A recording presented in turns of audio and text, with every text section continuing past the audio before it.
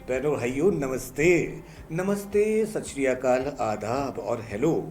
भाई मैं आपके सामने आज हूँ आपके अपने जाने पहचाने प्यारे यस टीवी पर। जी हाँ, आपका जाना पहचाना चैनल जिस पर आप विविध तरह के प्रोग्राम देखा करते हैं। और आज एक खास प्रोग्राम लेकर मैं आपके सामने आया हूँ। वैसे मैं अक्सर साझा रेडियो 90.8 एफएम पर भी बोलता रहता हूं और यस टीवी पर भी आपसे पहले मुखातिब हो चुका हूं, लेकिन आज मैं जो खास प्रोग्राम लेकर आया हूं वो है बॉलीवुड का इतिहास। भाई आप सभी बॉलीवुड के प्रेमी हैं, फिल्में देखा करते हैं, फिल्में पसंद किया करते हैं, फिल्में जिया करते हैं, फिल्म के डायलॉग बोला करते हैं। लेकिन क्या आप जानते हैं कि वास्तव में फिल्मों की शुरुआत कब, कहां और कैसे हुई थी? बहुत कम लोग इस बारे में जानते हैं कि किस प्रकार से बॉलीवुड का निर्माण हुआ, किस प्रकार से भारत में फिल्में बननी शुरू हुई। तो मैं आपको आज से कई कई कई साल पीछे लेकर जाना चाहता हूँ। जी हाँ, मैं आपको ले जाना चाहता हूँ 19वीं सदी के अंत में। बहनों भाइयों, इंटरनेशनल लेवल पर तो 19वीं सदी के एंड में ही फिल्में बननी शुरू हुई थी, 1896 के आसपास। मैं ये बिल्कुल नहीं बताऊंगा कि वो कौन लोग थे जिन्होंने पहले फिल्में बनाई। भाई ऑब्वियसली वो विदेशी थे, उन्होंने फिल्में बनाई, छोटी छोटी फिल्में बनाई और उनको भारत में भी रिलीज़ किया। जब भारत में ये थिएटर्स में रिलीज़ हुई तो उस वक्त सिनेमा थिएटर्स नहीं हुआ करते थे, बल्कि रंगमंच हुआ करते थे, जैसे कि पृथ्वी थिएटर्स का नाम आपने सुना होगा। तो पृथ्वी थिएटर्स से भी बहुत पहले की बात है कि इस प्रकार के मंचन हुआ करते थे जिसमें कि प्लेज हुआ करते थे। शेक्सपियर के प्लेज को भी दर्शाया जाता था। यही लोग तो थे पहले, इन्हीं के प्लेज तो हुआ करते थे। तो उस ज़माने में विदेशी फिल्में जो कि छोटी छोटी बनी थी, ये रिलीज़ की गई मुंबई के थिएटर्स में। और जब इन फिल्मों को देखा तो भारतीय लोगों को लगा कि यार हमें भी कुछ करना चाहिए। जो उस वक्त के व्यवसायी थे, उस वक्त के उद्योगपति थे, जो कलाकार भी अपने आप में हुआ करते थे, जो सोचते थे कि यार कुछ ना कुछ नया होना चाहिए। यार ये तो बहुत हो गया, रंगमंच हो गया, एक ही जगह पे खड़े हैं लोग, जो हैं आ रहे हैं जा रहे हैं स्टेज के ऊपर, कुछ ना कुछ नया ज़रूर होना चाहिए। और फिल्मों को देखकर उनको बहुत ही प्रचंड अग्नि प्रज्वलित हुई उनके अंदर और उन्होंने कहा कि भाई इस अग्नि को बढ़ाना चाहिए। फिर हुआ ये कि सन 1913 में उस वक्त के एक प्रसिद्ध उद्योगपति दादा साहब फाल्के, उन्होंने सोचा कि चलो मैं फिल्म बनाता हूँ।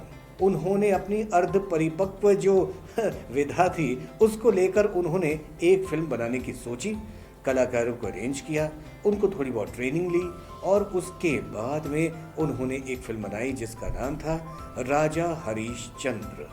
जी हाँ बहनों भाइयों, राजा हरिश्चंद्र। और इस फिल्म को उन्होंने बनाया मराठी में। लेकिन सबसे बड़ी बात यह कि इसको पहली हिंदी फिल्म माना गया। क्यों हिंदी फिल्म माना गया? अरे साहब, उस ज़माने में बोलती फिल्में कहाँ हुआ करती थीं? उस ज़माने में तो मूक फिल्में हुआ करती थीं, यानी कि साइलेंट मूवीज़।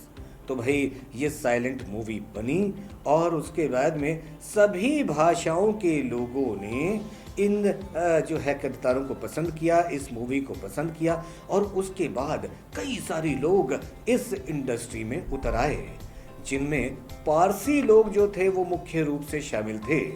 पारसी लोगों ने ये सोचा कि भाई हम भी फिल्में बनाते हैं और इस प्रकार से एक से बढ़कर एक के बाद एक फिल्में बननी शुरू हुई। और 1913 से लेकर एक दौर था 1920 तक का।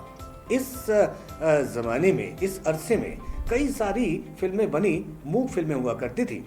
अब आप कहेंगे कि ये मूक फिल्में जब दिखाई जाती थी तो क्या वहाँ पर जो थिएटर हुआ करते थे क्या उनमें शोर नहीं होता था? होता था। कैसे, मैं आपको बताता हूँ। जब ये फिल्में रिलीज़ होती थी थिएटर में तो जब लोग वहाँ जाकर बैठते थे तो क्या होता था, ये जो सिनेमा का जो पर्दा होता है ना, उसके नीचे है ना जो गाने बजाने वाले होते थे, जो नौटंकी के कलाकार होते थे, उनको तबला पेटी लेकर बिठा दिया जाता था। पेटी उस ज़माने में मराठी में हारमोनियम को कहा करते थे।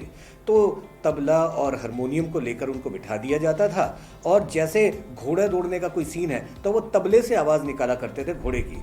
जब कोई किरदार डायलॉग बोला करता था सिनेमा के पर्दे पर तो वो तो होता था साइलेंट, लेकिन नीचे जो बैठे हुए लोग थे वो ज़ोर ज़ोर से चिल्लाकर डायलॉग बोला करते थे, उस किरदार को आवाज़ दिया करते थे।